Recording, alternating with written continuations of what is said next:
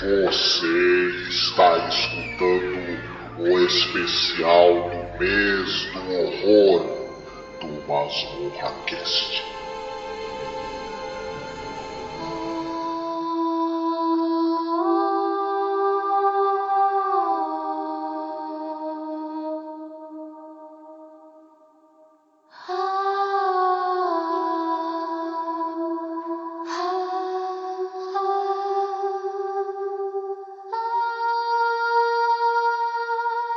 Olá, ouvinte! Seja bem-vindo a mais um podcast do nosso mês do horror aqui no Masmorra Cast.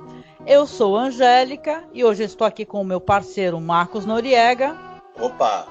E também conosco, finalmente, o Rodolfo. E aí, Rodolfo, tudo tranquilo? Tudo tranquilo, Angélica. É um prazer estar aqui na Masmorra falando do que a gente gosta, né? Que é o horror, o coisa ruim em si. e da última vez teve a maldição da casa, mas dessa vez ela não vai nos pegar. A bruxa não vai nos contemplar nessa gravação. Ah, com certeza. Dessa vez deu tudo certo, tá conjuminando. E eu convidei o Rodolfo, tô aqui com meu parceiro Marcos, pra gente poder conversar sobre umas animações que a gente achou interessantes de um artista fantástico, que é o Junji Ito. Nós vamos começar falando um pouquinho aqui sobre o autor, o que a gente conhece, o que a gente gosta, e depois a gente vai falar aqui sobre o Junji Ito Collection e as animações que a gente mais gostou, tá bom?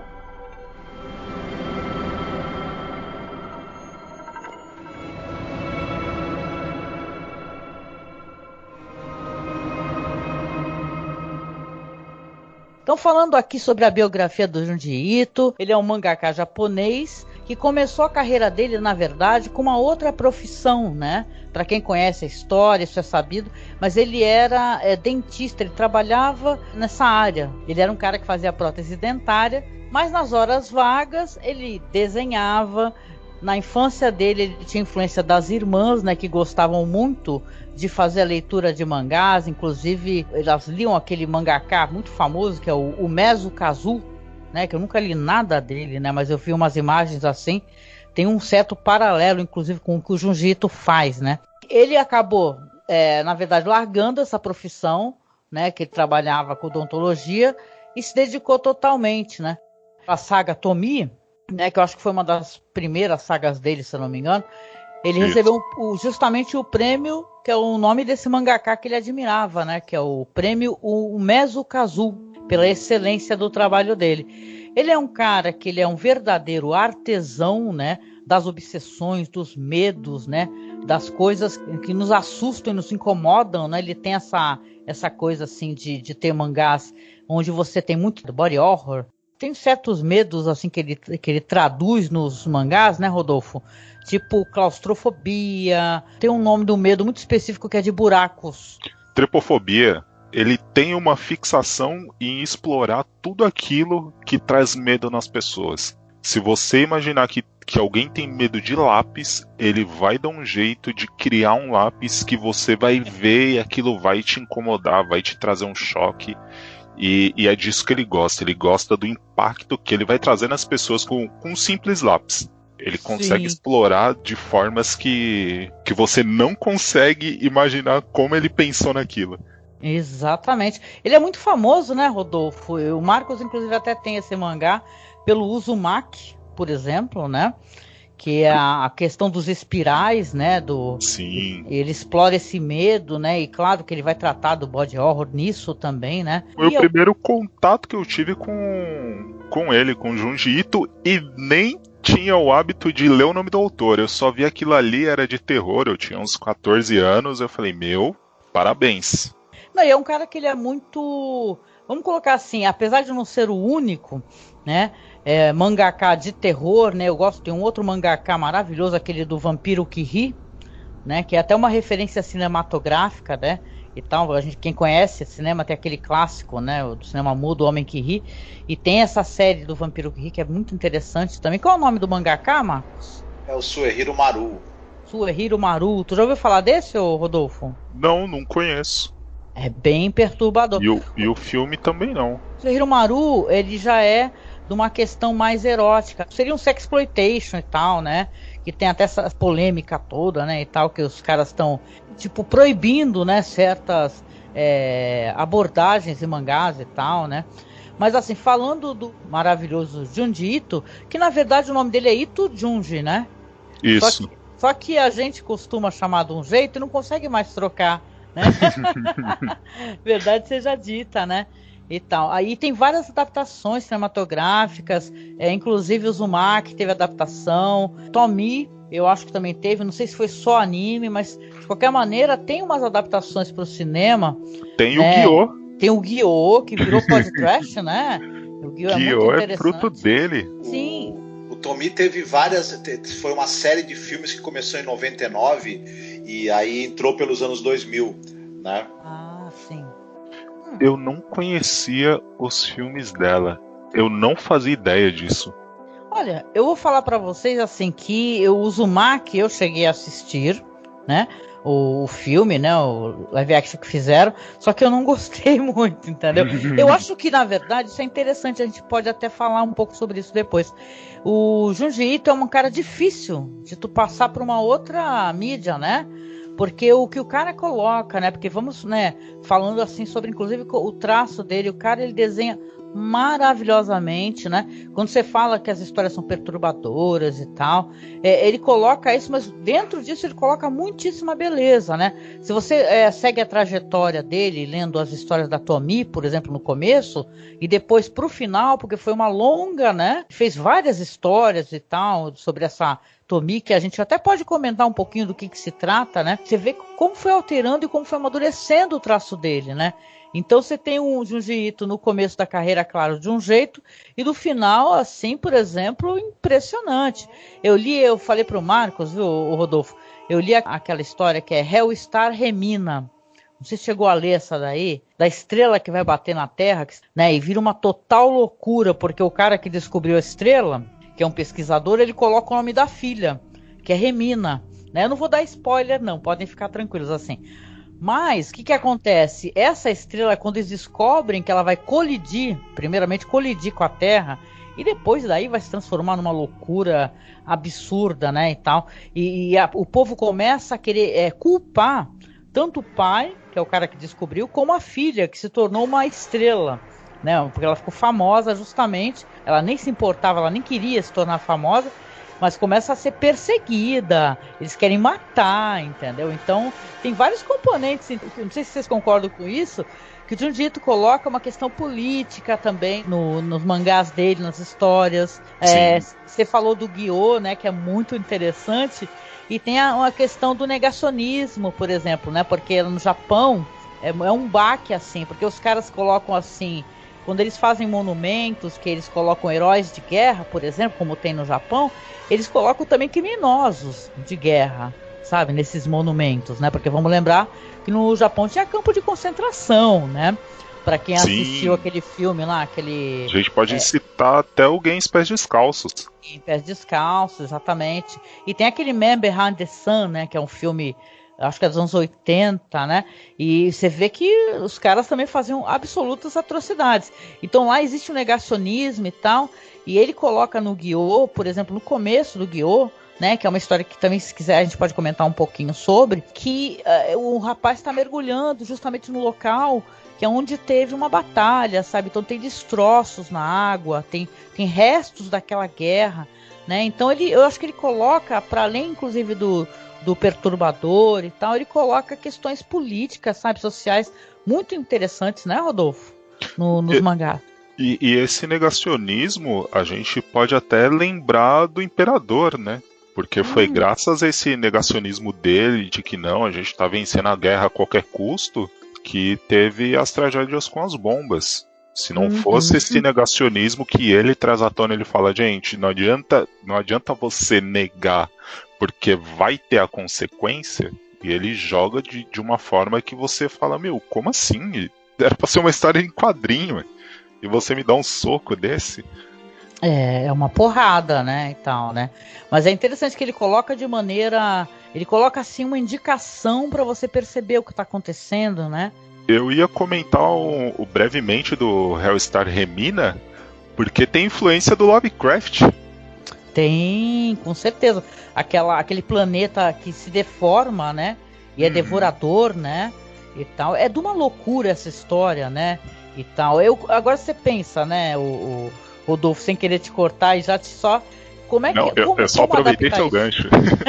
Como adaptar isso? Né? Como adaptar, né? É por isso que eu não sabia da existência dos filmes da Tomie. É um negócio chato que eu tenho, que acaba me privando de bastante filmes, mas tem obras que eu olho e falo, não tem como você traduzir isso para pessoas, utilizando pessoas. Uhum. Você fazendo uma animação, você consegue chegar próximo, mas tem a diferença daquilo que você está olhando no papel, que você vai analisar cada linha, cada desenho, e sua mente vai começar a trabalhar sobre aquela imagem e que vai te trazer mais horror porque você ficou fixado naquilo. Sim. Aí você passa para um filme utilizando pessoas que não vai ter o mesmo impacto, você não vai ter o mesmo tipo de leitura daquela imagem. E eu não sei se eu tô triste ou se eu tô feliz com a descoberta dos filmes da Tomie, porque eu acho que eu vou ter que assistir. Ou não, né? Talvez seja melhor não assistir, né? A curiosidade é maior. Vai ter também uma animação nova do Uzumaki, que deve estrear ano que vem. Então também. E essa daí, Rodolfo, interessante. Eles parece que vão tentar fazer o mais próximo possível do traço do quadrinho original, do mangá original do. Né? De repente pode até ser que as coisas funcionem melhor dessa vez, né? Seja interessante. A impressão que eu tive dessa série, que ela foi mais introdutória para o pessoal começar a acostumar com o que é o desenho do Junji Ito, para vir, por exemplo, o Uzumaki com aquele negócio, fala, mais 18. Assiste por conta e risco. Porque o Junji Ito Collection, ele deixa meio subentendido que é um negócio mais leve. São os contos dele mais pé no chão, não é tão fantasia. Tanto que ele usa bastante esqueci o nome do menino do prego. O Soichi. Isso. Uhum. Que é o lado mais cômico do Junji Ito. Ele pega bastante sobre as tradições japonesas, sobre magia, encantamentos, enfim. Voodoo, né? Voodoo. E coloca no menino colegial que é todo frustrado, todo tipo, não, eu sou um cara com poder espiritual incrível e eu consigo fazer qualquer coisa. Só que ele faz aquela qualquer coisa justamente pra dar risada, pra, tipo, não, vou te amaldiçoar aqui só de zoar. Ele meio que se dá mal nas histórias, né? Exato. E ele é um personagem assim meio recorrente também, né? Pelo que eu entendi, sim. Ele aparece várias vezes em vários segmentos, porque o Junji Ito tem isso de ter historietas, né? Histórias pequenas, exato. Né? Bem a Tomie surgiu disso também. Uhum. Era historietas. É engraçado que também falam que assim, que é interessante, claro que eu não li tudo, né? Mas que a história é sobre uma femme fatale, né? Uma mulher, uma jovem, na verdade, não dá nem para dizer que ela é uma mulher, uma jovem que ela fascina os homens, né? E acaba trazendo para essas pessoas cujas quais ela deixa fascinada, apaixonada, um desejo de destruí-la. Só que ela acaba revivendo, né? Isso não é um spoiler. Ao mesmo tempo, ela mostra para as pessoas o que as pessoas têm de pior, né? É claro que nisso daí, minha leitura, tá? Não li tudo. Existe um certo componente, assim, inclusive meio machista, né? Por que os personagens iriam destruí-la, né, e tal, né? Mas eu acho interessante, né? Um mangá que eu li da historinha dela, que eu falei pro Marcos, assim, que é justamente quando ela volta pra escola, do nada, todo mundo fala que uma moça foi encontrada em tantos pedaços, né, em vários pedaços, totalmente destroçada, e ela aparece fora, do nada. Fala assim, oi, tudo bem? Aí todo mundo... E tal, e é claro que isso aí vai acontecer uma tragédia ali pra frente, ali, do que as pessoas vão querer fazer com ela, sabe? Mas de qualquer maneira é uma coisa perturbadora, né, cara?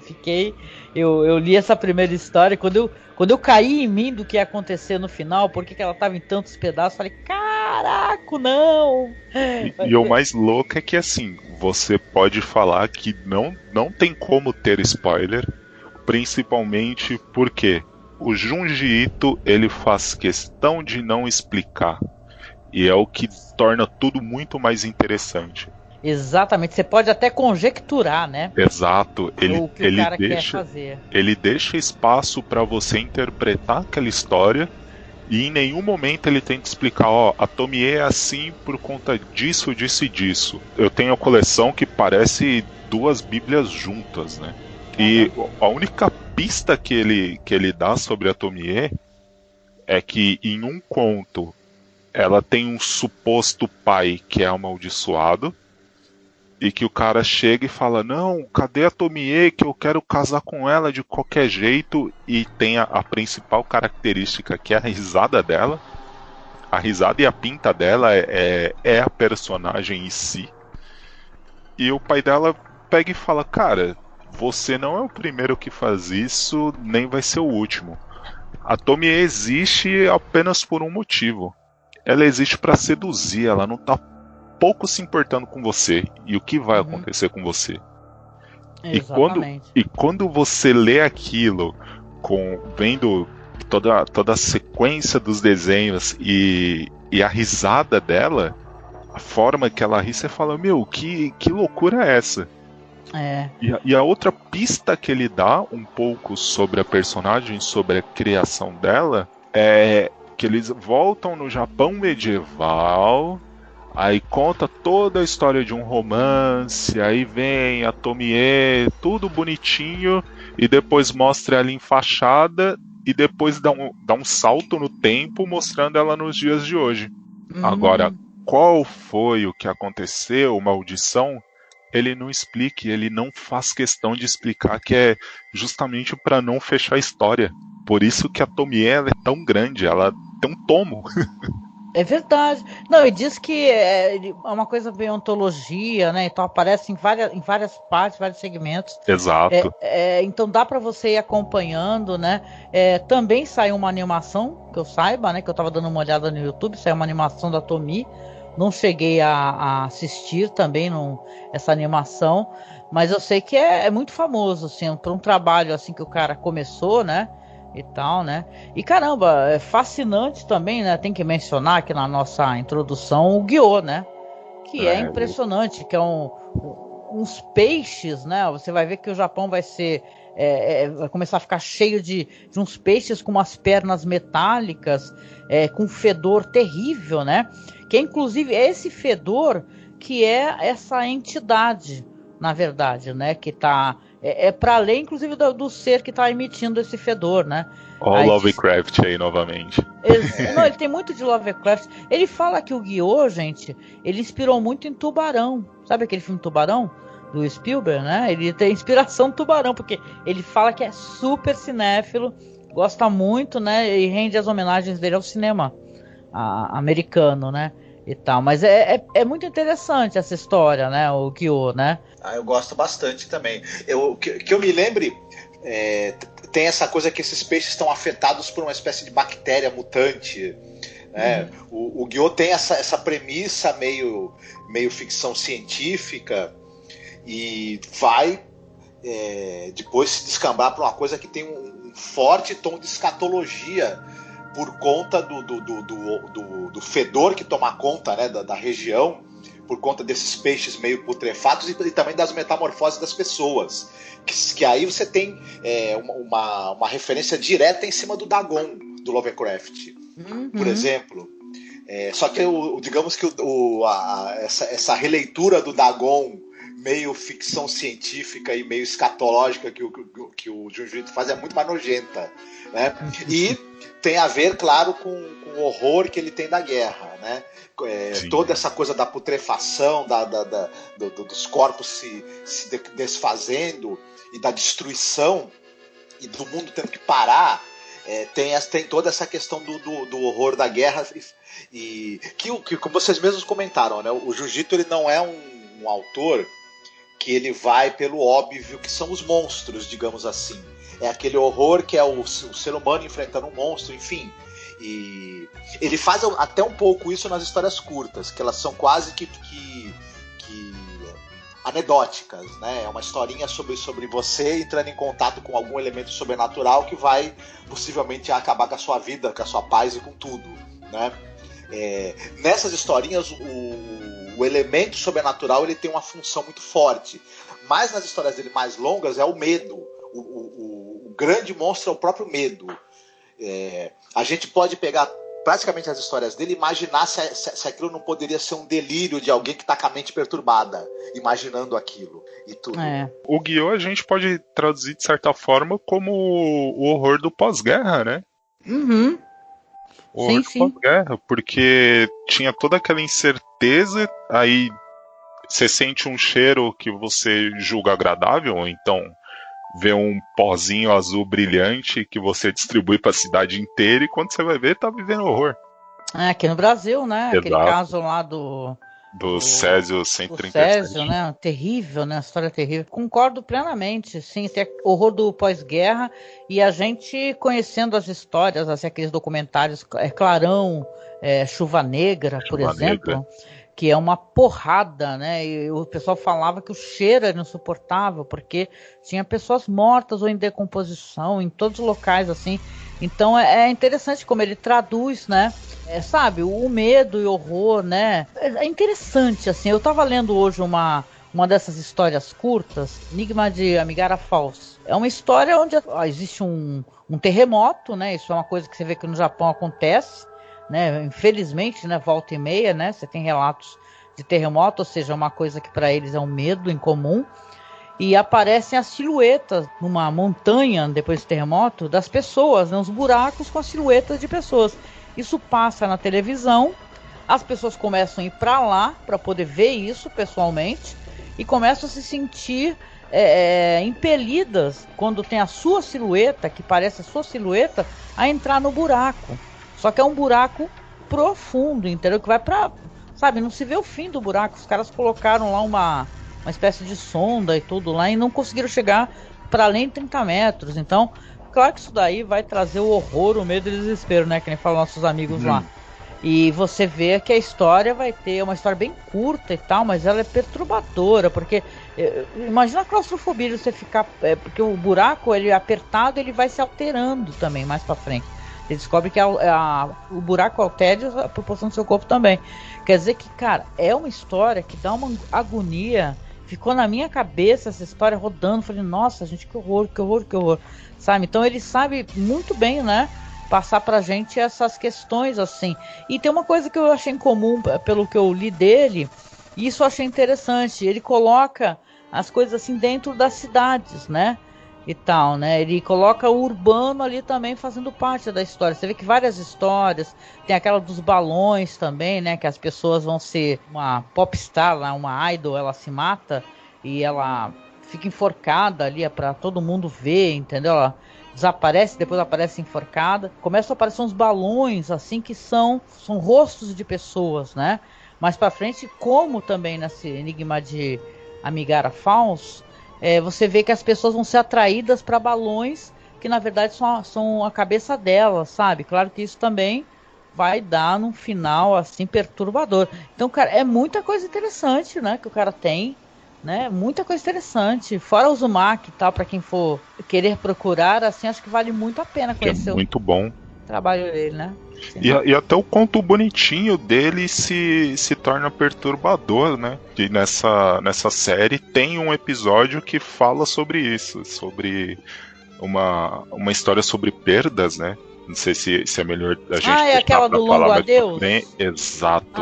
É tão bonita, né, essa história. A gente vai comentar sim, porque Exato. Na verdade esse foi uma das animações que eu não li, né, o mangá, mas eu fiquei muito encantada. Uma história muito bonita, na verdade. Muito bonita. Né? É muito Exato. bonita. Sim, e é preferida de muita gente, viu? Muita gente fala assim, você tem que ler, que é muito, muito bonito. Eu fico pensando nos paralelos. Vocês estavam falando do Hellstar Remina e eu vejo um certo paralelo, por exemplo, com Melancolia do Lars von Trier.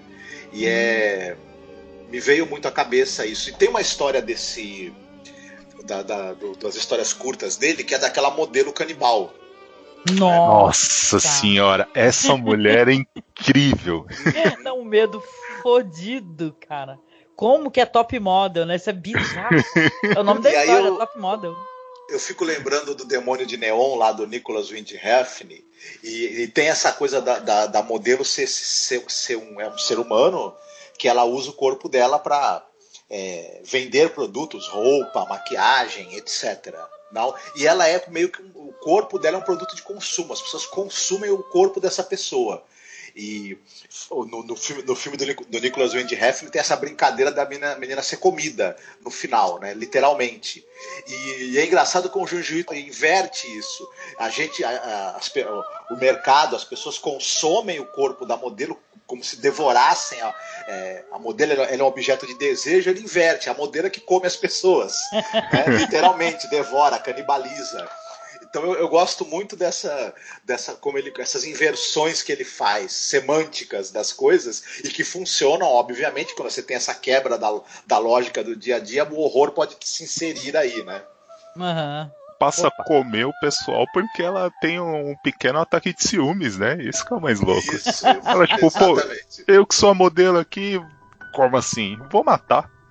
Curioso, assim, porque eu tava lendo umas entrevistas, né, do Junji Ito, e todo mundo pergunta pra ele as influências dele, né, cara? Todo mundo pergunta, porque você vê, assim, um trabalho, assim, tão curioso, assim, tão, né, original. Ele diz que na infância, ele tinha isso no banheiro da região que ele morava, tinha muito bicho, sabe? Tinha resma e tal, e tinha bichinhos, assim, e aquilo deixava ele muito impressionado. Você vê como é que o medo é uma coisa que vem muitas vezes da nossa infância também, né? E você vê que também tem uma influência que ele fala, porque no Japão tem o animismo, né? E tal, e tem os yokais, que são os fantasmas, né? Se você procura essas imagens, tem vários nomes, ayakashi, yokais, né? E eles têm formas, claro, que podem, que se transformam, né? Às vezes tem transformações assim que vão pro lado animal, sabe? Então muito... Ayakashi mesmo é o gato, não? Aí eu não sei, eu sei que dependendo do estilo do fantasma, tem o nome, tem Ayakashi, outros chamam de yokai, tem vários lá, eu tava dando uma lida num texto sobre isso, eu falei assim, caramba, realmente, quando você pensa, né, dá uma certa liberdade, né, pra pessoa de trabalhar dentro de uma cultura que tem uma riqueza, né, e tal, né? Aqui no Brasil também, né? A gente tem, né? Vários, boitatá, né? E tal. E tem esse animismo também na cultura, né? Exato. Que tem muito a ver com a cultura indígena também, né? Então, porra, é fascinante, assim. Como é importante, tem que falar isso porque é muito legal. Ele falar que ele começa a inspiração na carreira dele e tal, por influência das irmãs que liam mangás, né? De terror, desenhavam também, né? Então isso também, ou seja, você abrir um livro perto de uma criança é muito bom, né? É muito bom. Você inspira, né, a criança a ler, né? É mais que você mandar ler, você que abre o seu livro para ler, né? Poxa, muito bom, né? E a questão dos cabelos, né, gente? Porque uma época da nossa vida aqui, né, quando começaram esses filmes O Grito, né, e tal, você vê que o cabelo é fundamental na questão do terror, né? E você vê que depois, então, ele vai trabalhar muito bem com isso, né? Com os cabelos ali em Uzumaki, né? Sim. E tal, os cabelos, os longos cabelos enroladinhos, né? E começa uma disputa, né? Porque tem um lance das jovens terem uma disputa ali para quem tem mais cabelos, né? Ondulados, né? E tal. E os corpos retorcidos, né? No filme não deu certo. Não sei quem viu o filme aqui, eu lembro. Mas não ficou muito bom. Eles não conseguiram fazer. Cara, é impossível. Como é que você vai fazer? Talvez numa animação, né? Mesmo você utilizando ali uma computação gráfica e tal, até tem uma possibilidade. Mas realmente com atores ali e tal, como é que vai fazer isso, né?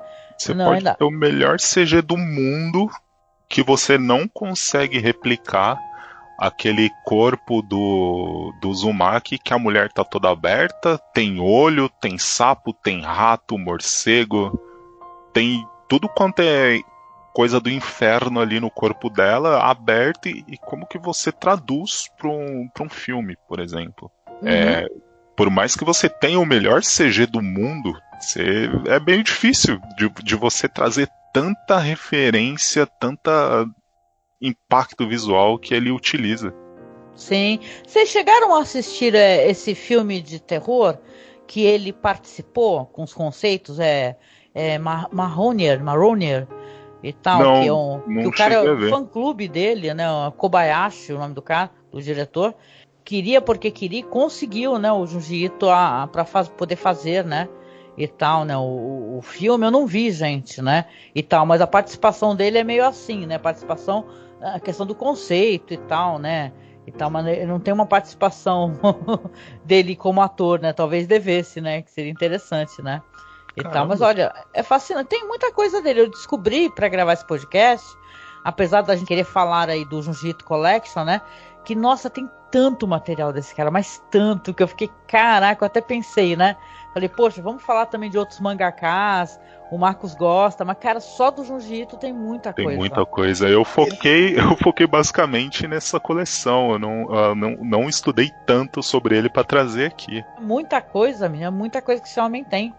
É maravilhoso, assim. De qualquer maneira, eu acho assim que ele é um cara a se descobrir, né? Porque é claro que tem certas histórias que elas vão para uma questão do nojo, da podreira, né? Uhum. E tal. Tem aquela história da gordura, né? E tal, do pessoal que mora em cima de uma churrascaria, sei lá, que a gordura... Os caras bebem óleo Como puro, é nojento, é muito podre. Nossa, esse é embaçado. Isso é embaçado. Se você estiver comendo, acabou meu apetite. Ele consegue ser mais nojento do que o Garota Lesma que tem aparição no Uzumaki. Tem aparição no Uzumaki, é verdade, né? Que é uma história muito interessante também, né? Extremamente nojento, mas você vê o cara virando óleo assim, ó, como se fosse uma breja gelada. Você fala, não é possível. Não vamos nem falar da parte mais nojenta, porque, né, pro pessoal não tem engulhos aqui, né? Eu assisti e sofreu o mesmo que a gente sofreu. Eu só quero voltar um pouco na questão do cabelo, porque ele apela bastante e ele consegue trazer o horror só pelo corte, o formato que o cabelo é desenhado. E tem um episódio da Tomie que é horroroso, que é um negócio que você fala, gente, como é que pode ter tanto body horror? Porque é uma menina que sente inveja do cabelo da Tomie, espeta no cabelo dela e ela começa a ter traços da Tomie. E disso vem toda uma trama que vai pra cidade inteira e quando você vê é só horror e desgraça acontecendo. Mas essa Tomie, ela realmente são histórias aterradoras, pelo que eu tava lendo, né? Agora sim, né? Você fica pensando, algumas pessoas gostam muito dessa história e outras criticam. Talvez você tenha mais, como você tem os mangás, né? Você seja capaz de dizer, porque o pessoal fala que ele não consegue dar um rumo muito bem para essa história dessa personagem, né? Que ele ficou preso a ela de certa maneira. O que tu acha? Eu acho que a perturbação dele parte é a Tomie em si, é uma persona dele. Porque ele é muito aficionado nessa personagem e ele de fato não tem a intenção de dar um rumo, ele não quer um começo, um meio e um fim. Ele quer fazer como se fosse, sei lá, tirinhas do Snoopy, do Calvin e Haroldo. Ele quer fazer aquela historinha e daquela historinha não vai influenciar em nada na próxima que vai vir. Muito bom. Ele teve a ideia da Tomie, segundo ele mesmo comenta, porque na verdade teve a morte precoce ali de um colega de escola dele, quando ele ainda estava estudando. E isso teve um forte impacto para ele. Ele conta que ele chegava na classe e via o local, a cadeira lá do garoto vazia, não via que ele não estava mais lá. E isso foi uma coisa que... E é interessante se a gente pensar nisso, despertou para ele essa percepção da morte, da ausência. E ele até ficava imaginando se esse garoto voltasse, aparecesse de volta aqui, né? Eu acho que a gente... a primeira morte significativa a gente nunca esquece, imagino eu, aquela perda que fez você ter a consciência do que é a mortalidade, e à medida que você vai ficando mais velho, isso não melhora. Você vai ficando cada vez mais próximo dessa certeza, então talvez seja o que esteja acontecendo com o Junji Ito, né? Ele tem toda essa questão da morte, da perda para trabalhar, e não sei qual ser humano que resolveu completamente essa questão, né, para si. É difícil. Então podemos imaginar que ainda vai ter muita história ainda para ele revirar isso dentro da cabeça dele até ele chegar numa conclusão, ou talvez não, né? Enfim. Talvez ele esteja em paz com isso, né, na mente dele, para outras perturbações, né, mais à frente. ele dá espaço para outras perturbações, né? Sim. Mas também vira um laboratório onde ele experimenta temas e fórmulas nas histórias da Tomio que ele vai também desenvolver e utilizar em outras histórias dele. É meio ali onde é o cadinho de experiências também, onde ele tira algumas coisas que ele vai poder fazer e desenvolver até mais longamente em outras histórias. Também é interessante isso, né? Essa personagem que ele mais revisitou, né? E provavelmente vai continuar revisitando, né? E eu ia falar exatamente isso. Ele criou uma personagem que ele não quer fechar a história porque pode ser o laboratório dele. Ele pode ter uma ideia muito louca que, se ele for pegar para ter começo, meio e fim, ele pode não entregar algo muito bom. Então ele utiliza a Tomie como artifício para criar aquela história que é plausível dentro do imaginário dela, e dali ele utilizar para... Ele pode fazer um one shot ali e falar, beleza, tá aqui, ó, me superem. Uma coisa também interessante que vocês estavam comentando sobre adaptação, e que muita gente reclama tanto de adaptações cinematográficas do trabalho dele, quanto das animadas, né? Sobretudo o Junjito Collection. Tem uma coisa que também a Angélica estava falando, e você também, Rodolfo, que é meio assim, ele tem um traço muito interessante, e além do traço, ele tem um layout de página muito interessante, muito criativo, e ele é um mestre do ritmo. Quando você lê o trabalho dele, ele tem um grande domínio do ritmo de leitura que você vai ter. Ele consegue manter a leitura, ele acelera, o ritmo ele diminui, e tem uma fluência inacreditável nas histórias dele. Apesar de elas serem cheias de elementos grotescos, terríveis, escatológicos, medonhos, ela flui maravilhosamente bem. Tem uma fluência até leve, se a gente for pensar. Elas não são histórias que você lê de maneira com um passo pesado. Isso é muita habilidade narrativa enquanto criador, enquanto contador de história, e é difícil você acertar esse incrível senso de ritmo que o João Gisto tem para outra mídia, né? Essa decisão que eles tomaram de cada pequena história ser com um traço diferente na animação, o traço do Jiu-Jitsu varia também de uma história para outra, né? Mantém um fio condutor, é a mesma pessoa desenhando, ele muda alguma coisa, ele tem um traço mais delicado numa história, mais rude numa outra, de acordo com o tema e também como ele está se sentindo, o prazo, enfim. Acho que tem N fatores aí, né, que influem. Mas as animações, por conta dessa variação de traço e de tom, acabam não tendo uma unidade, enquanto que no trabalho dele, mesmo com as mudanças, tem uma unidade, né, estilística reconhecível. E aí, vamos comentar um pouquinho sobre Junjito Collection, o que a gente gostou? Bora lá então.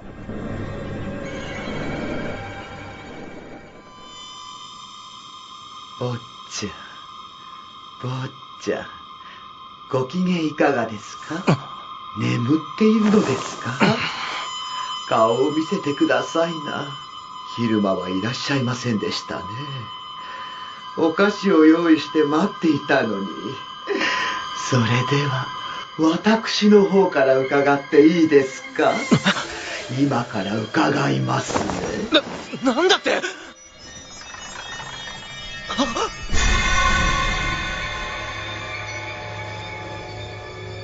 Então, a gente vai comentar um pouquinho aqui sobre Junjito Collection, uma série de animações com 12 episódios, né, que saiu em 2018 e saiu pelo Crunchyroll, né, e tal, um negócio assim, né, para poder assistir, baseado em várias histórias de Junjito, né, e tal, histórias que a gente, algumas, claro, que a gente não mencionou, algumas a gente mencionou aqui, de passagem, né, e a gente vai comentar os que a gente gostou mais, né, que a gente achou mais interessante.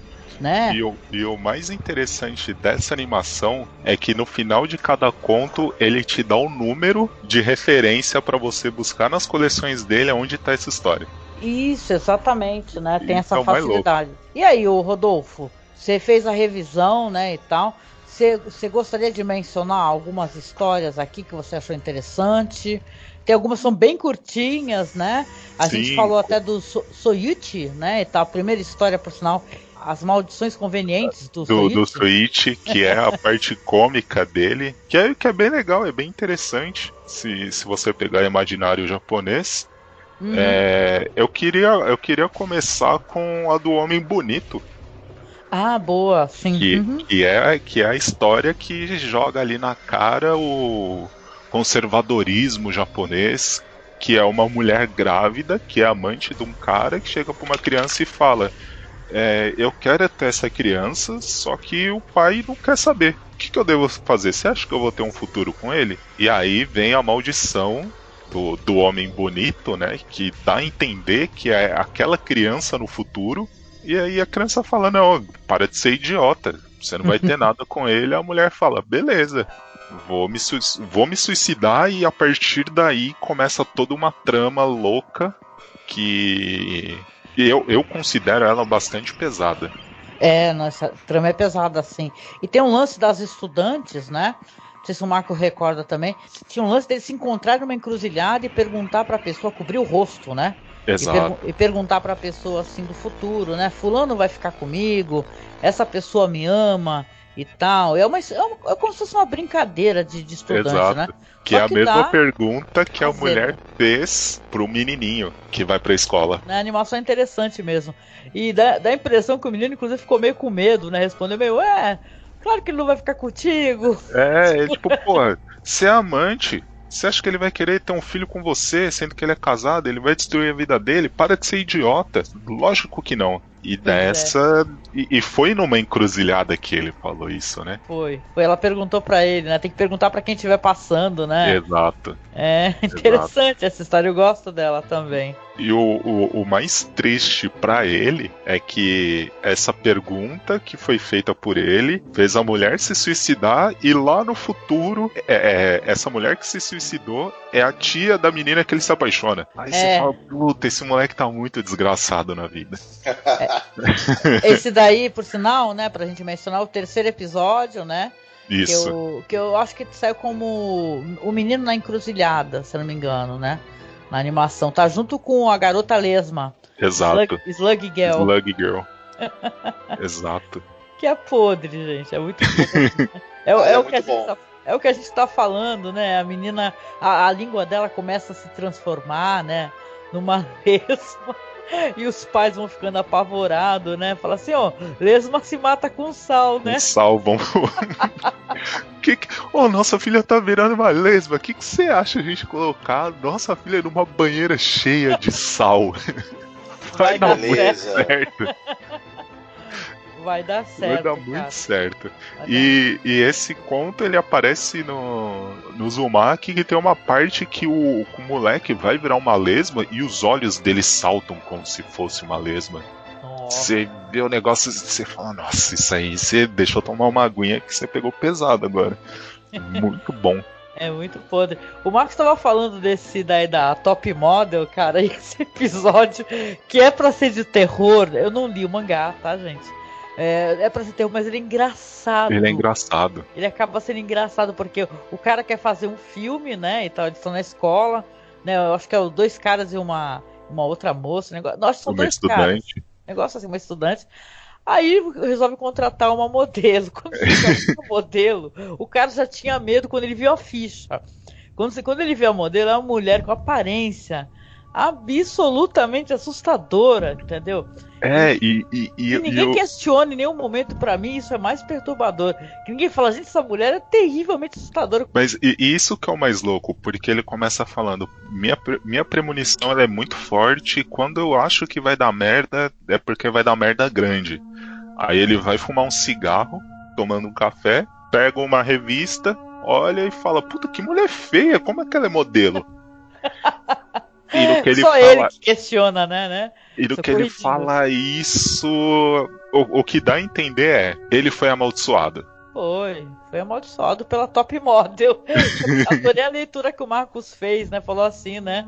As modelos, elas servem, até fazendo link com esse filme, né? Então as modelos são devoradas, né, pelas pessoas, sabe, que mulher linda, que isso, que aquilo, e só que essa modelo, né, spoiler, devora, né, as pessoas, né? Então é engraçado, a parte do carro é maravilhoso, né?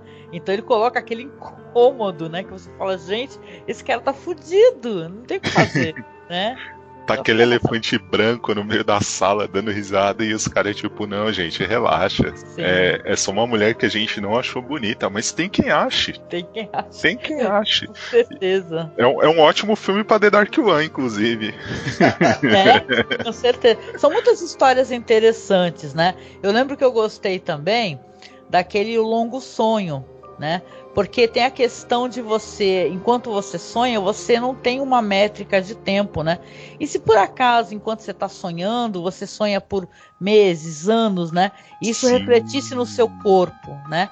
Então tem aquele paralelo, tem a moça que está internada no hospital e tal, que ela também está com uma doença assim, terminal e tal, está desesperada. E tem essa outra figura, esse outro homem que está deitado, que a única coisa que falam é que ele dorme muito, ele tem longos e longos sonhos. Só que claro que vai ter um momento que esse corpo dele vai começar a refletir o que ele está sentindo, né? O que ele está sonhando, né? Se o tempo está passando na cabeça, é engraçado, isso é um sentimento muito humano e muito comum, né? Da gente entender ele. Você sonha às vezes por pequenos segundos, né? Só que você tem a impressão que você sonhou a noite inteira. Você sonhou segundos, poucas coisas, 1 minutinho, 2, e você fala, nossa, eu tive um sonho X e Y. Agora imagina se você sonhasse por anos e anos e anos e anos, e na verdade o teu corpo começasse a refletir o tempo que está se passando, né? Então é muito bem sacado, eu gosto muito também. É no mesmo episódio que tem esse da modelo, que é o... Que é no episódio 2. É no episódio 2, né?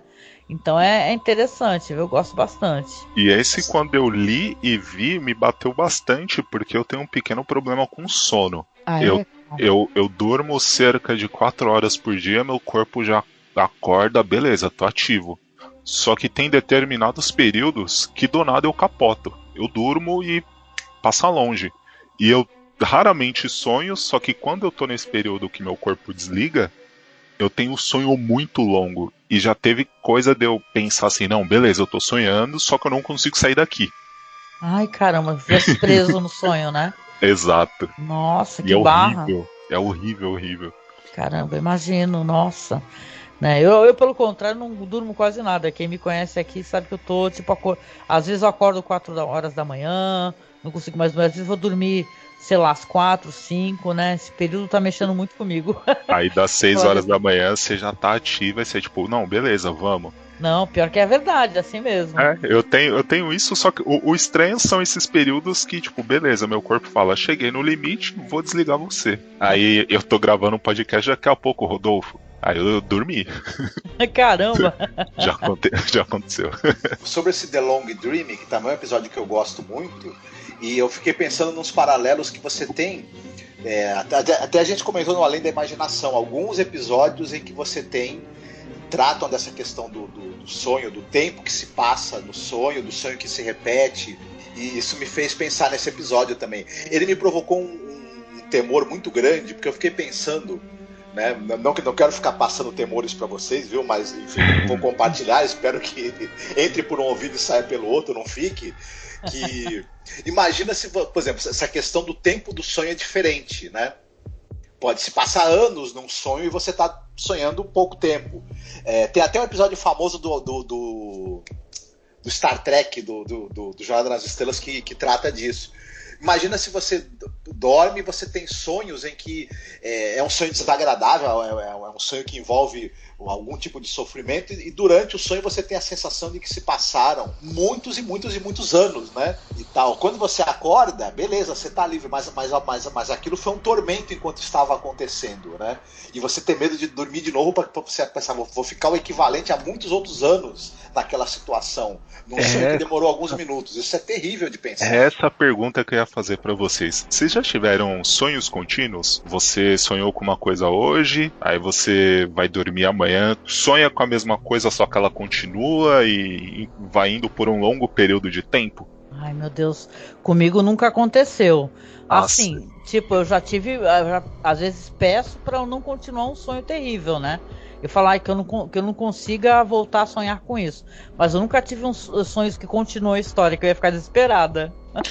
Eu tive um período que eu tinha medo de dormir por conta desse tipo de sonho, que era sempre a mesma coisa, eu indo, fazendo um determinado caminho pra ir na padaria e na volta acontecia alguma coisa diferente. E era horroroso, e eu não gostava de passar por aquela rua justamente por conta desse sonho. Ai, era horroroso. Interessante. Olha só, medo. Tem um episódio, se eu não me engano, é o Honored Ancestors. A moça tá noiva e ela vai ser apresentada para a família do rapaz. Esse episódio tem a ver com a questão dos mortos-vivos, né? Ou dos ancestrais ali que estão mortos, mas na verdade não estão. Queridos ancestrais, se eu não me engano, né? Trata a questão da ancestralidade e da obrigatoriedade, né? Isso. É uma tradição japonesa aí. Isso, sim. Eu gostei demais desse episódio. Enfim, eu achei que ele, além de ele ser uma história interessante, porque ele pega justamente isso, tradições, costumes, e ele meio que encontra o que há de desagradável, de possivelmente terrível, que está escondido ali também, né? E eu achei bem bacana, me deu muita pena também do personagem, pra dizer a verdade. E ele é totalmente bizarro, porque começa com ela sem lembrar de nada, perdeu a memória, quando ela vai ver, ela tipo, eu perdi a memória por conta disso. Uhum. Por conta dessa casa, essa maldição, e aí ele já entra numa pira que pra mim foi algo bastante incômodo, que ele dá a entender que, eu preciso de um filho seu pra dar continuidade à nossa linhagem, e eu vou te estuprar e foda-se. Parece que ela não tem como sair dessa situação, né? Exato, o cara elegeu ela como alguém que vai ter que ter o filho dele, ele próprio vai ficar preso. Não sei se eu dou esse spoiler, eu acho que eu não vou dar para as pessoas poderem assistir, né? E tal, mas ele próprio está preso numa questão que ele não tem como sair, elege uma mulher, né? E ela tá, né?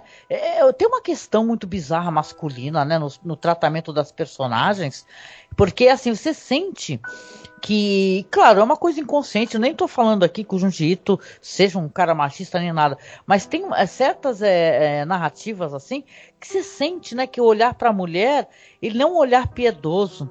Por exemplo, esse Hellstar Remina, que é uma história maravilhosa, não sai da minha cabeça, já lhe faz uma semana. Mas, por exemplo, spoiler, o pai, ele é logo eliminado.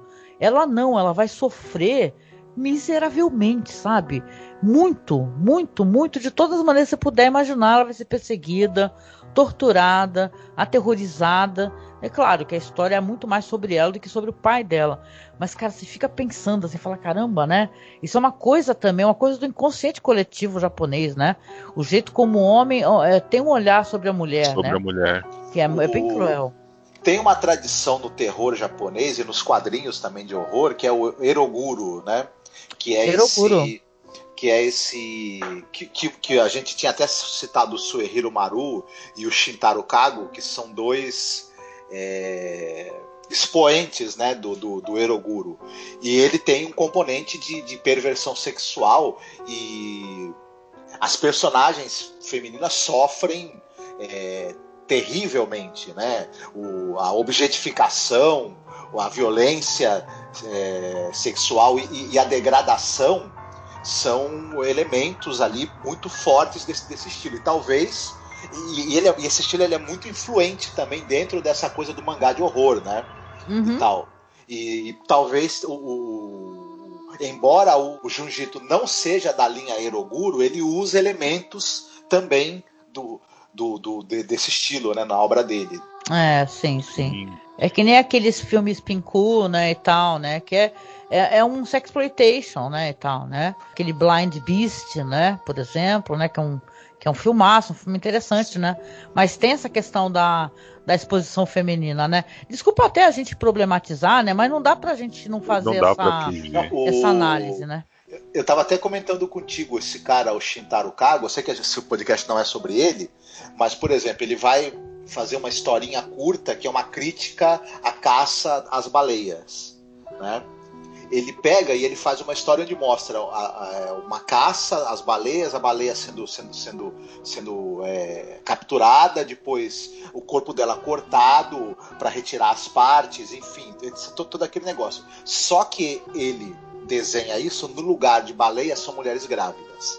Então vocês veem o nível do negócio, né? Do quanto ele quer incomodar, né? O negócio é assim, né? Mas é interessante, viu? Eu recomendo pra caramba. Pra ti, Rodolfo, se quiser procurar, vale muito a pena você procurar o Soichiro Maru, viu? Ele é um cara Maru? que ele trata realmente da crueldade, assim, tem um olhar, assim, pra certas situações sociais que você fica de boca aberta, também chocado. O último álbum do Soichiro Maru trata de um sujeito que ele tem um freak show, e ele tem um cara, que ele é um sujeito que ele é especialista em criar aberrações para freak show. Então ele constrói armaduras e ele pega crianças e cria essas crianças usando essas armaduras, que elas vão criar determinados tipos de deformação física para depois a criança, quando chegar na adolescência, poder ser exibida no freak show. Então vocês veem como é que o trabalho desses caras é no mínimo perturbador mesmo. Assim, né? É pesado, sim, Um adendo rápido sobre o episódio que o Marcos estava citando. Ele é o episódio 8 e a segunda parte dele, eu não sei se vocês vão concordar comigo, que é o episódio do circo. Eles não lembram vocês o Wizard of Gore? Sim. O circo, como é que é? O circo chega à cidade, né? Exato. The Wizard. Nossa, faz tantos anos que eu assisti o Wizard of Gore. Muitos anos. Que a plateia vendo, achando que nada tá acontecendo, mas na verdade é na tora ali que tá rolando. Tem uma outra referência aqui. O Jiu-Jitsu é altamente fã de cinema, né? E tal, ele fala que tem muita inspiração, né? Aliás, Tomi, né? Ele fala, dá várias respostas diferentes, mas ele diz que Tomi tem essa questão da regeneração da cauda do lagarto, né? Que é uma inspiração pra ele, né? Aí você vê até a questão do animismo, né? Quem tá falando, né? Mas assim, mencionando rapidinho aqui, né, pra gente poder comentar de repente, que eu achei interessante, tem aquele que a Casa das Bonecas, né? Marionette Mansion, né? Que é do moleque que ele... Caraca, é uma história muito estranha. O moleque que ele trabalha, se não me engano, olha, me ajuda aí, gente, faz tempo que eu assisti, não tô lembrando. Mas ele acho que ele trabalha com a família, com puppets, né? O pai dele é titereiro. Titereiro, isso. É que eu não lembro se era o pai dele, acho que a moça é só amiga dele. Exato. Ele troca cartas, né? Isso Exato. Mesmo. Aí ele acaba se afastando, né? O irmão tem uma briga, um desentendimento com o irmão vai embora. E caraca, ele troca cartas com essa moça que ele conheceu nessa cidade, porque a família tá sempre viajando. E quando ele vai pra casa do irmão, cara, é uma das coisas mais bizarras e surpreendentes que eu vi. Porque todos se tornam, né? Marionetes, né? E é bizarríssimo, assim. A gente até pode dar um spoiler que a pessoa não vai conseguir conceber, vai ter que assistir realmente, né, para poder entender o que é essa história. Mas é uma história estranha essa daí, né, gente, os marionetes. Ele me trouxe duas referências. Uma é, se eu não me engano, do Trilogia do Terror, que é aquele filme dividido em 3 contos, que um deles tem uma mulher que vai numa feira africana, compra um boneco que tá escrito: não tira o anel dele, porque senão a maldição será liberada. Ai, que legal, eu conheço essa história, eu já ouvi falar, na verdade, do conto, que essa história se inspirou, a gente até mencionou, falando dele na imaginação, Marcos, do conto original, né, que eu não tô lembrando a autora, que é a história de uma mulher que ela presenteia o namorado que não pode tirar um anelzinho. Exato. Né? Então fizeram uma adaptação, tu lembra o nome da antologia, não? Ele tem até eu vou deixar um parênteses aqui, porque eles não te pagam, na Darkflix. Opa, Darkflix. Sim. E outra referência que ele me trouxe também, que não podia escapar, é o Puppet Master. Puppet Master. Que tem um terror da Coreia do Sul muito bom também sobre o Puppet Master. É maravilhoso, é engraçadíssimo, né? Mas eu lembro que tem um terrorzão aí da Coreia do Sul que a gente assistiu, Marcos, lembra?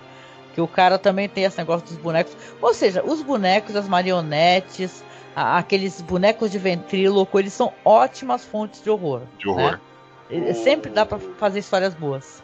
O Homem da Areia, né, do E.T.A. Hoffman, né, ó, a Olímpia Autômata, ela é meio que a avó desses personagens todos, dessas histórias todas que envolvem bonecos, marionetes ou até máquinas, né, que a gente acha que são humanos, não são, enfim.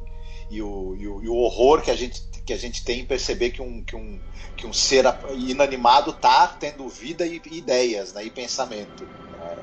É interessante. É bizarro, né? Tem uma outra também, gente. Olha, roubem a palavra de mim quando quiserem, tá? Mas tem uma outra da vizinha, Window Next Door. Sim! A janela da vizinha. Essa daí, tava... por algum motivo, Rodolfo, Marcos, me dá um cagaço essa história. Porque tá aí uma coisa que o moleque, sabe, o moleque ele tá totalmente impotente. A casa da velha maldita perua que quer ser a sugar mummy do novinho. e ela tenta passar a vara no Obo-chan, que é o garoto. Cara, não, mas é uma história. Eu vou até contar rapidinho assim. Um garoto, rapaz, se muda com a família, uma nova vizinhança. Tem até um momento ali que ele vai. A mãe, né, tenta levar ali uns bolinhos para os vizinhos, né? Aquela coisa de simpatia. Ninguém atende a campainha. Porém, todas as noites, a primeira noite é foda. O moleque escuta, porque a janela é muito próxima da janela do quarto dele. Na mesma direção, ele escuta: menino, algo assim, o rapaz. Como é que é? Não sei o que lá. Tudo bem, eu tô indo aí, aparece aí. Aí ele olha, gente. É uma mulher que é por isso que o pessoal talvez defenestre um pouquinho assim a animação, porque eu fui ver o mangá, alguém colocou lado a lado e a figura é impressionante, porque ela é totalmente deformada e com muitos detalhes e com muitos anéis e braceletes. Parece uma bruxa terrível, né? E fala, que é isso? Não sei o que, ela fecha a janela. Aí no outro dia, né? Eu lembro quando eu tava assistindo com meu filho, falei, caramba, mas esse menino tem que falar pros pais, né? Que tá acontecendo uma aberração dessa lá. Porra. Aí ele fala, os pais não acreditam. E aí ela fala, você não quer abrir a janela, mas eu vou até aí. Quando ela fala, eu vou até aí, você fala, como é que ela vai, né? Cara, a janela vai se aproximando da casa dele. E a casa muda de cor, fica aquele como se fosse um bico esticado em frente à janela. E ela falando, você tá tão distante, eu quero você perto de mim. Nossa, gente. Não, e o pior é que ele tá ferrado, porque a voz, aliás, é uma questão de edição de áudio muito boa. A voz também tá se aproximando, ela tá cada vez mais perto, entendeu? Então o menino está total e completamente ferrado. Essa história me deixou apavorada, sabe? A produção de áudio toda dessa série é maravilhosa, né? Ela boa. É muito rica em detalhe. Perguntaram pro Junji Ito, né, o que ele achou. Ele falou que gostou, porque o pessoal que faz as dublagens são incríveis, sabe? Incrível. Voz maravilhosa. Onde eu moro, tem uma casa do vizinho e tudo mais, e tem a janela, né, que fica virada pra minha janela também. Né? E depois que eu assisti essa animação do Junji Ito, da velha da janela, olha, toda vez que aquela janela lá faz menção de abrir, eu pego um porrete e falo, vem! Você fica esperando aparecer uma velha perua cheia de ouro na mão, né? Como a Angélica falou, a imagem dela no quadrinho é grotesca.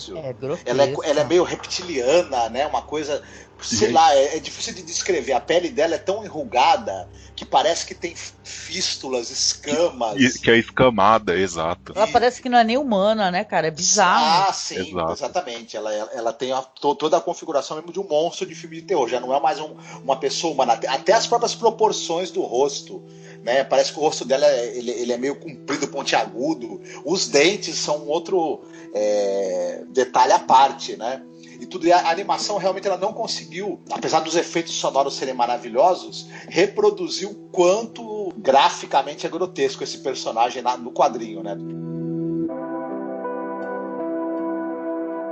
Tem um episódio aqui que é o número 7, que é A Cidade Sem Ruas, né? Que esse daí eu achei também perturbador, uma questão que é engraçado, é muito subjetivo esse negócio, o que te toca exatamente, né?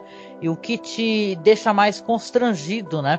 Porque essa história é de uma moça que ela vai visitar a tia e ela acaba entrando por uma cidade que tem uns tapumes, né, Rodolfo? Tem tapumes e buracos e buracos e buracos. O lance nessa história, o perturbador no caso, eles estão tratando ali a falta de você ter a tua privacidade, exatamente, privacidade, porque nesses buracos tem as pessoas olhando. Então ela tem uma hora que ela passa por um lugar, tem várias pessoas olhando pelos buracos. Quando ela vai chegar na tia, por exemplo, a tia tá fazendo um show, sabe? Tá falando de uma maneira meio artificial, e você fica, e ela também, nossa, o que tá acontecendo? Ela tá se exibindo para as pessoas, né? Essa história eu acho tão legal que eu acho que ela tem um paralelo com a internet, sabe? Com o negócio de você expor a sua vida. Né? Exato. É meio que show de Truman, né? Ou então, eu não assisti a série inteira, mas eu tenho um capítulo que assisti com uma amiga, que acho que é do Black Mirror, que as pessoas ficam o tempo todo com o celular na sua cara. Ah, é o Nose Dive, não é? O da... Aquele que a mina se ferra todinha no final? Isso, e a impressão que me dá é exatamente isso, de você estar numa cidade. Primeiro que aquela começa totalmente nada a ver a história, né? Começa com um cara pedindo ela em namoro, mas é um sonho, mas tem o Jack Stripador. Tem o serial killer. E o menino de fato morre, mas tipo, pô, não era um sonho? Aí depois começa a entrar esse lance da perda de privacidade, que é causada até pela família dela. Aí ela tá numa cidade toda bonita, ela fala, não, vou visitar minha tia, ela dá alguns passos eu não sei se vocês já entraram em favelas aqui de São Paulo. Não, eu já entrei nas daqui, do Guarujá, aqui sim. De tapume e tudo coberto, aí do nada tem um cano que joga água que vai pra uma espécie de esgoto ali. Ele dá tanta volta na sua cabeça pra te explicar a história. Ela é maravilhosa. É maravilhosa. Essa questão de você também estar sendo observado, né? Porque a gente quer ter privacidade, né? E a gente precisa da nossa privacidade, né? Exato. E tal, né? Eu até hoje uso nickname na internet. Assim, tipo, uso apelido, porque de jeito nenhum que eu coloco o meu nome inteiro. Até hoje, tem 10 anos que eu faço podcast, por exemplo. Não, então, mas na minha época, eu não sei como, meu Facebook tá aí até hoje, eu deixo com o apelido Angélica Helles, né? Então, se você ter a tua privacidade, se ter direito à tua privacidade, isso tem alguma coisa a ver também com uma questão do meu toque, né? Que eu tenho certo toque a chats, né? Uma fobia, né?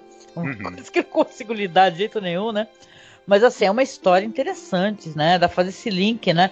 De você estar se expondo a tua privacidade. Mas olha, eu acho que ele foi cirúrgico, viu? Vocês tiveram a impressão que esse episódio, ele fala sobre libertação? Sim, liberdade dela, né? Ela se emancipar, né? Da família. Eu senti isso, assim, que ela tava muito frustrada. Não só pela família, mas pelo final em si. Que ela tá lá com a tia dela fala, se desprende desse mundo, acabou, você tem que tirar a roupa também, senão você vai ficar frustrada igual todos. Aí ela fala, não tia, você tá maluca, eu vou tirar minha roupa? A tia fala, beleza então, ou você tira a roupa ou eu te esfaqueio inteira, te mato. Ela foge da tia. Aí ela encontra o Jack Stripador, que tava lá no começo, no sonho dela. Aí ele fala, você teve sorte daquela vez, só que agora vai acontecer com você. Ou seja, olha aí o nosso menino Fred Krueger aparecendo. E do nada a tia que queria matar ela, mata o Jack. E a tia fala, você não tem que viver nesse mundo.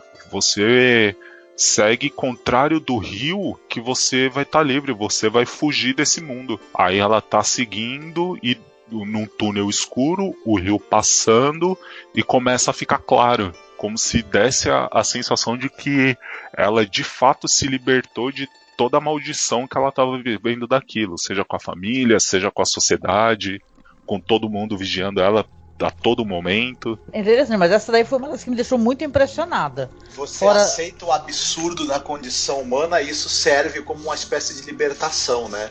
Boa.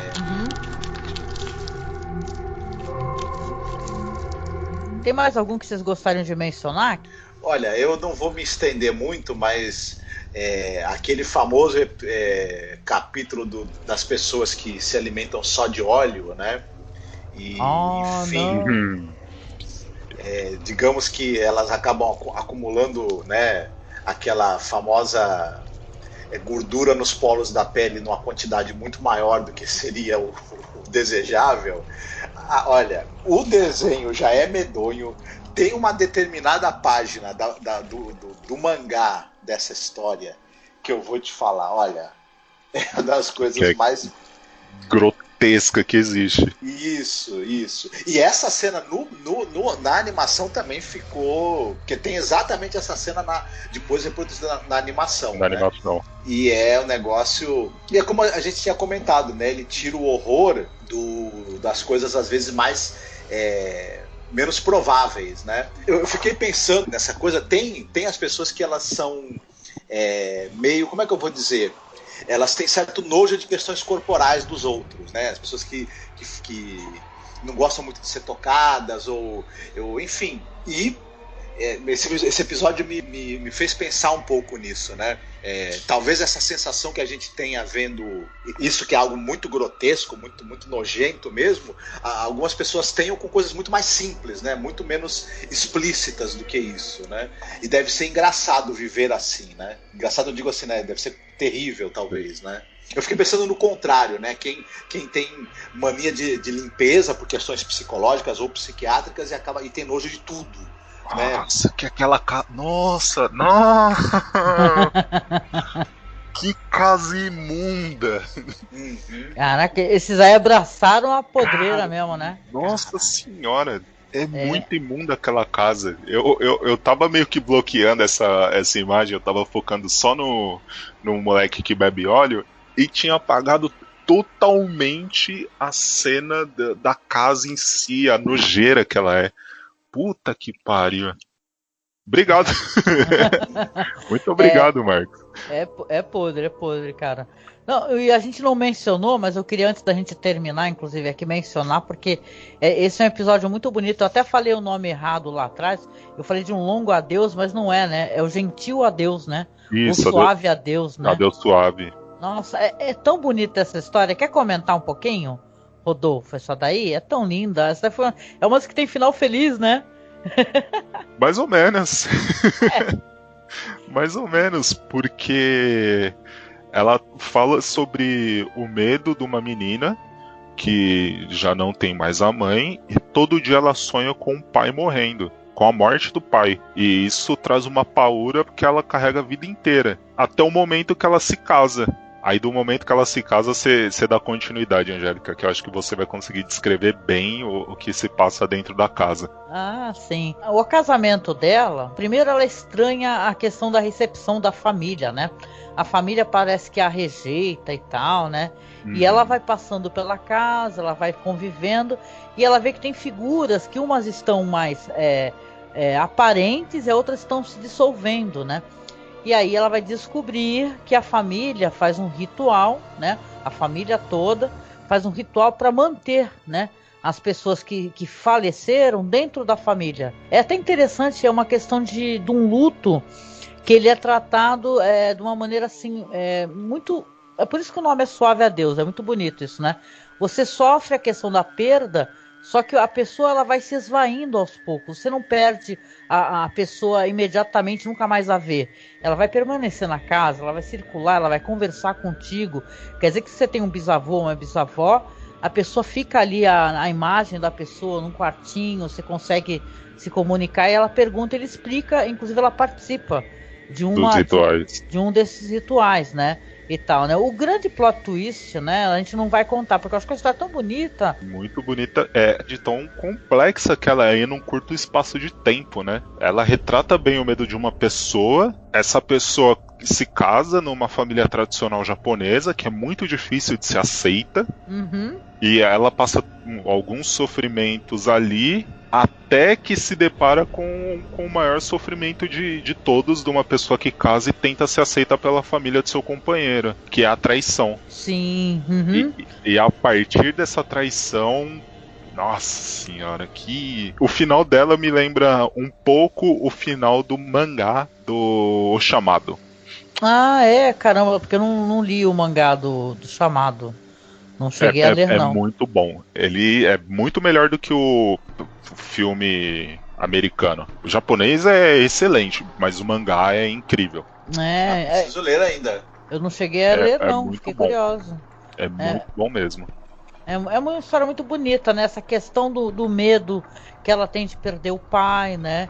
E tal. E depois como ela vai ter mais pra frente, né? Com os desdobramentos, um alívio nessa questão, né? Porque é um sofrimento que ela tem pesadelos com isso, ela chora, né? E tal. E ela também não se sentia aceita pela família, isso é muito doloroso pra ela. Tem uma personagem que ela vai conseguir se conectar, né? Que é uma menina, né? Uma menininha que anda por lá, que é né? A irmã do noivo dela, do marido. Bom, mas eu acho muito interessante essa questão da metáfora para você lidar com o luto, entendeu? E você tentar se conectar de alguma maneira, fazendo um paralelo, né? Quando você perde alguém e a pessoa, essa dor, ela vai com o tempo virando uma saudade, né? Exato. Então é um suave adeus, você dá adeus aos poucos, né? E tal. Não que você esqueça da pessoa totalmente, claro, a gente nunca esquece, né? Mas você lembra com muito afeto, com muito carinho e tal, como essa pessoa que faz parte da tua vida, né? Só que nessa história você tem a pessoa materializada ali, né? Então você consegue ver a vovó, né? O vovô. Às vezes até eles não se comunicam mais porque eles estão tão transparentes, né? Então é tão bonita essa história. É linda, Suave a Deus. E o que dá a entender é que não é nem quanto mais tempo passa, mais fraca aquela energia fica. É quanto mais você aceita o processo daquela pessoa ter desencarnado, que você vai levando a vida e ela vai se libertando. Vai se libertando até um ponto que ela já não está mais ali presente, de certa forma física, só que tá dentro de você, tá em lembrança, tá em tudo que você passou junto com aquele ente querido. Sim. Exatamente, boa leitura, né? Conforme você vai aceitando, a pessoa vai desaparecendo. Né? Exato. Pois é. Essa história, pra quem já perdeu alguém muito próximo, é uma pancada gigante, porque você começa a fazer um monte de perguntas, você começa a levantar. Por exemplo, eu perdi um ente querido. Seria justo eu fazer um ritual para manter, de certa forma, o espírito dele aqui, até eu processar a partida dele e finalmente ele descansar? Tipo, entra um pouco o jogo do egoísmo. O que será que ele sente, né? Será que ele também não quer se libertar, né?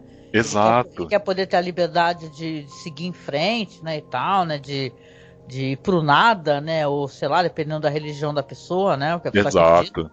Então é interessante. Você gosta desse também, Marcos? Ele é uma perfeita metáfora pro luto mesmo, por esse processo do luto. Todos os sentimentos que estão envolvidos em você aceitar a perda de alguém, em aceitar que o espaço que a pessoa preenchia está vazio e não vai ser preenchido mais. Mas é meio isso mesmo, né? A gente egoisticamente também se apega ao nosso sentimento, né? A gente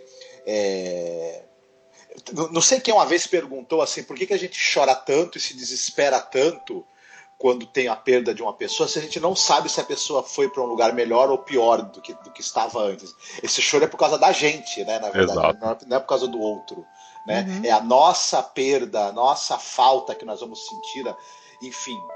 E a história trata muito bem disso, né? A ponto de você poder fazer um ritual para manter a pessoa ainda mais um tempo, né? Por perto, até você conseguir processar isso, que a gente não sabe se pro morto isso é bom, né? Exato. Provavelmente não, né? Na verdade. É sempre o ponto de vista de quem está vivo, né? Tipo, como eu vou lidar com essa dor? Vou prender ele aqui. É muito louco. O caso do Sr. Valdemar, lembra? Do Edgar Allan Poe, por exemplo? Nossa, um estranho caso do Sr. Valdemar, né? Não sei se o Rodolfo conhece, né? Que é a história Não conheço. Tem o conto original, né? Que é um conto assim que ele é mais... Vamos colocar assim, ele é mais científico, né? É alguém contando como é que foi uma experiência, que é o cara que ele hipnotiza as pessoas, né? Mesmeriza, ele é um mesmerizador, que nessa época era essa expressão que se usava, né? Que chamava, né?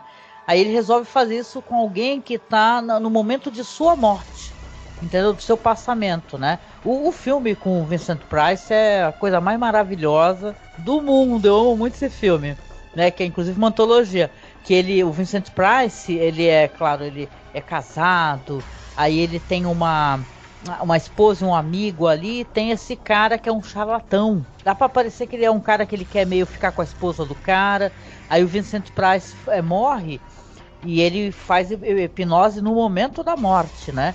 E o Vincent Price fica preso no corpo dele, né? Só que aí já tem um corpo, né? Ele fica preso no corpo dele, conseguindo responder. E ele faz perguntas pro cara. E o Vincent Price, é mó legal a questão do som também nesse filme, porque a voz, ela não sai, claro, ele tá de boca fechada, é como se saísse do diafragma dele, sabe? É interessante pra caramba. É um puta filme, se tu não assistiu, corre atrás, que é muito lindo esse filme, é muito bonito. Estranho o caso do Dr. Valdemar. Estranho caso do Senhor Valdemar. Senhor, beleza. É do Edgar Allan Poe, né, Marcos? Sim. É muito bonito, assim. É aquele cara que faz o Sherlock Holmes, aquele ator, né? O que faz o médico, né? O Basil Rathbone. Basil Rathbone. Cara, é um filmaço. É legal fazer o paralelo, né? Com essa história. O cara fica preso e uma hora ele começa, Rodolfo, a implorar. Ele começa a pedir, implorar, e ele fala, eu quero sair daqui, né? Ele fala que sente dor, né? Que ele não tá apenas preso ali, ele sente dor, né? E tá desesperado. Nosso filme é um filmaço. O momento que ele consegue finalmente se mover, no filme, é muito mais eficiente do que o conto, que eu tava lendo e que eu já pensei em fazer a leitura desse conto. O conto ele é mais metódico, é uma coisa assim mais... É um conto meio epistolar, né? Que chama, né? É alguém narrando uma história e tal, não tem quase interlocutor, né? Não tem falas. Sinceramente, no audiovisual isso daí funcionou maravilhosamente. E o Vincent Price fazendo aquelas caras incríveis que ele faz, né? Eu me empolguei totalmente. Fui falar do cara do Vincent Price e me empolguei. Isso. E aproveitando o link, eu posso fazer com um episódio passado sobre mansões? Pode, claro. No quinto episódio tem o Mansão Maldita, que é o menino que mora em uma casa antiga com padrão ocidental e ele sonha que está encontrando pessoas do convívio dele dentro da casa. Dá a entender que ele puxa a energia das pessoas que estão próximas, igual o menino que ele sai no soco, e do nada o moleque aparece dentro da casa. E quando ele vai levar a amiguinha dele da escola, ele fala, você tem certeza? Ele faz o convite. Você tem certeza que você quer entrar nessa casa? Ela é totalmente bizarra e eu não sei o que pode acontecer. Ela fala, beleza. E aí ele responde, então vamos. Quando ele olha pra trás, cadê a menina? Tem uma questão de realidades paralelas, né? Exato. Interessante esse...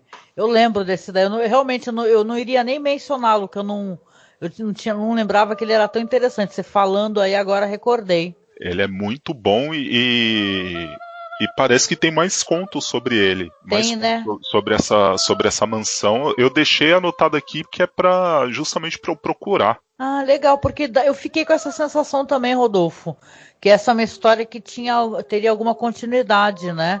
Ela estava muito interessante, assim, para ser largada. Assim. Então tem mais mangás que falam dessa história desse moleque, desse novo aluno, né? Exato, que é o Conto Ininterrupto de Oshikiro. Oshikiro. Então isso daí saiu o quê? Tá no episódio 5. No 5. Ah, tá. Junto com o Professor de Pano, né? Exato. Que é mais uma das zoeiras lá do Penteirinho. Que fica atormentando professores e alunos, né? Eu confesso pra vocês que eu nunca tinha... A gente já viu trocentas histórias de casas amaldiçoadas, de casas onde acontecem fenômenos, mas eu acho que eu nunca vi nada parecido com essa abordagem que o Junji Ito faz no mangá, né? Na história curta do mangá e nessa animação. Eu não lembro de ter visto exatamente esse tipo de abordagem em outro lugar. Pode passar com exatamente esses elementos combinados, né? É muito interessante mesmo, assim. É uma coisa que me chama muita atenção no trabalho dele, que ele tem algumas histórias em que os elementos são realmente originais, mesmo que seja uma coisa de morto-vivo, casa onde acontecem fenômenos, mas os fenômenos exatamente são coisas que você fala assim, parabéns pela imaginação, porque de onde o cara tirou isso? Então é o Chiquiri o nome do menino. O Chiquiri. Isso. Sim. Então eu vou deixar tudo linkado na publicação, tá? Para quem quiser dar uma olhadinha, conferir, né?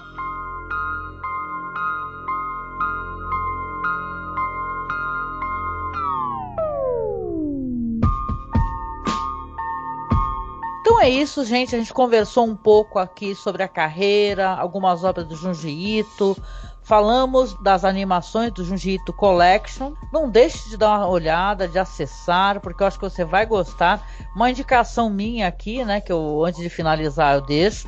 A gente costuma baixar os quadrinhos, baixar os mangás na Mansão do CRG, que é um site que é espanhol, né? E você consegue baixar em CBR, né, e tal, você baixa e consegue fazer a leitura. Tem alguns sites que tem os mangás para você ler online, né, mas uma boa parte até em inglês, inclusive. Não que eu seja muito, maravilhosa em espanhol, mas para mim é um pouco mais fácil de eu acompanhar, então dá para ler muito lá, né, Marcos? Tem muita coisa, inclusive do Suehiro Maru, né, dá para fazer bastante leitura através da mansão do CRG, que é La Mansion, né, del CRG. Eles utilizam o Emule, que é uma coisa que eu adoro. Olha, eu sou velha. Eu sou velho. eu adoro o Emule. E caramba, eu quero agradecer aqui a sua participação, Rodolfo, que foi muito maravilhosa. Eu tô tão feliz de ter conseguido falar contigo, meu amigo. Queria que você falasse um pouquinho sobre ti, se você quiser, falar do podcast que você participa. Faz o seu jabá, meu amigo, e fala um pouquinho sobre você. Antes de tudo, eu quero agradecer Marcos e Angélica pelo excelente trabalho histórico que vocês fazem sobre o cinema. Eu nunca fui um cara de consumir muitos filmes, mas por conta da Masmorra isso tem mudado bastante, principalmente com o filme preto e branco, que é um negócio que exige um pouco mais de paciência, porque você tem que se aplicar naquele contexto para entender o que está acontecendo. Então... vocês são um podcast que lá atrás, quando vocês falaram, pô, vai acabar, eu tipo, puta, não acredito. Nossa, aquela fase foi foda. Como é que faz agora? E felizmente deu tudo certo e vocês continuam, e eu tô dando uma de louco, aproveitando que às vezes você tem que lavar a louça, tem que limpar a casa, eu tô escutando desde o primeiro. Eita. Meu Deus, nossa senhora. Eu não sei nem se eu fico feliz ou se eu fico triste, porque o podcast tem isso hoje em dia, tem gente que é muito profissional, né, Rodolfo? Já começa no primeiro totalmente profissional. A gente começou muito verde mesmo, sem nem saber o que tava. Isso é maravilhoso. Isso é maravilhoso, e arquivo da internet é arquivo do cinema, então só tem a agradecer. E se vocês quiserem me ouvir falando besteira, eu estou lá no podcast Los Ticos, espalhando a feiura. Eu tô um pouco ausente esses dias de gravações, mas eu recomendo principalmente o episódio sobre pirâmides. Sabe aquele pessoal que fala, quero te fazer uma proposta de negócio aqui, dá R$100, junta 3 amigos, compra 2 Bitcoin e você recebe R$400 por dia? Então, a gente tá falando desse tipo de golpe, e tem uma série de outras pautas lá incríveis, que certeza que vai ter alguma que vai fazer vocês rirem, principalmente o Jeba, que é basicamente o pessoal assistindo filme pornô e comentando. E eu tô tentando trazer pra eles a maravilhosa vida cinematográfica que são as pornochanchadas, mas o pessoal resiste. Um dia isso vai acontecer, e eu vou tentar fazer isso com a minha volta, porque eu fiquei um tempo sem gravar com eles o Jeba, porque eu tava vendo toda a problemática da indústria pornô, continuo vendo, e não estava conseguindo gravar com eles, tendo toda essa carga de tipo, pô, olha o tanto de coisa errada que acontece aqui. Mas a pornochanchada é um capítulo muito interessante do nosso cinema, viu? E tem demais. Muita gente importante, né, nesse meio, né? Então vale a pena. Tem demais, e a pornochanchada eu vejo não como o pornô cru, ele só quer mostrar a cena de sexo. Ele mostra todo um contexto histórico do Brasil naquele período. Aham. E um filme que as pessoas apontam o dedo sem nunca ter assistido, mas que é um filme do caramba, é Amor, Estranho Amor. Ele fala de política e as pessoas... o filme pornô da Xuxa, assim, tipo, não, cara, tá falando do seu país. É muito mais do que histórico, isso. Exato. Com certeza. Eu lembro que teve podcast também, né? Eles fizeram também do Amor, Estranho Amor. O Amor, Estranho Amor? Fizeram. Olha só. Aí eu vou precisar pesquisar aqui pra ouvir, porque eu não cheguei. E às vezes só pra complementar, às vezes eu comento, participo e utilizo minha voz em contos lá no Teatro Escuro do Pensador Louco. Ai, meu amigo, Sim, amo ele. Se estiver escutando aqui, beijo pra ele, é um mozão. Ele tem me forçado bastante a aprender a utilizar a voz, porque ele fala, cara, tem potencial pra utilizar ela, então vamos. Aí eu tô tentando aprender a falar igual o Perez pra gravar uns testículos que ele me manda. Mas você tem uma dicção excelente, viu? Sim. Se você tem uma voz muito boa e você fala muito bem, já fala muito bem. Né? Muito obrigado. Aprendeu a usar e eu fiquei tímido. Ele ficou tímido, fez um silênciozinho. Mas sua voz é linda mesmo. Eu tô muito feliz de poder gravar também com você. Agradeço os seus elogios, né? Quando a gente mais precisa de arte, de cultura, é quando as coisas estão degringolando. Então, vale muito a pena, gente, você procurar arte, cultura, você rir, né? Eu lembro, o Marco sabe, aqui em casa, eu assisti todas as séries de comédia que eu pude, que eu precisava rir, entendeu? Eu precisava muito rir. Então eu assisti The Office e tal, ficava rindo sozinha. Então vale a pena, gente. Olha, eu tô encantada de poder falar contigo. Espero que a gente volte a se falar, viu? Porque você certeza. Você foi muito gentil em responder a chamada lá de fãs de horror, né? Então é um prazer poder falar contigo. E eu espero que essa seja a primeira de muitas vezes. Eu torço para que seja. Obrigada, viu, Rodolfo, de coração, viu? Eu que agradeço. E agradecer ao meu parceiro de gravação aqui, o Marcos Noriega, por essa oportunidade. Quer deixar um recado aí, meu querido? Foi um grande prazer conversar sobre esse autor que é tão bacana, o Junji Ito. Foi um grande prazer poder conversar com o Rodolfo, poder conhecê-lo. Foi um papo bem, bem bacana. Espero que a gente, né, tenha outras oportunidades de se encontrar e também conversar sobre assuntos bacanas, interessantes, assim. O problema de me convidar é que eu apareço. Opa, então... Fica totalmente convidado, viu? Eu já tô aceitando. Ai, que lindo, adorei. Obrigada. Quem puder, tente conhecer a obra do Junji Ito, que vocês vão se espantar muito com a qualidade. Tanto gráfica, estética, quanto das ideias que ali estão. É terror assim de altíssimo nível, né? Enfim, vale muito a pena conhecer o trabalho desse cara. Esse cara é, assim, realmente fora do comum. Sim, maravilhoso. Dá uma olhadinha na obra do Suehiro Maru também, né? Que, já que a gente mencionou o Suehiro Maru, que é do Eroguro, né? Que é o nome desse estilo, né? Que vai pro erótico. Ele foi publicado pela Conrad no Brasil, as histórias do Suehiro Maru. Não tá fora de catálogo, né? Não é tão fácil de encontrar, mas quem conseguir encontrar também vale muito a pena. É algo absolutamente incrível. Também não é para todos os gostos, tem que ter estômago, né? E o Shintaro Kago, que a gente acabou citando, ele não tem nada publicado no Brasil, infelizmente, mas também as editoras são trabalhos extremamente radicais do ponto de vista tanto das ideias quanto da estética, da abordagem, até da narrativa. A narrativa dele é toda desconstruída e tudo. Talvez as editoras achem que é difícil achar o público para esse tipo de trabalho, mas eu acho que tem muita gente que gosta de mangá, muita gente que gosta de quadrinho. Então seria interessante ter alguma coisa desse cara também em papel no Brasil, né?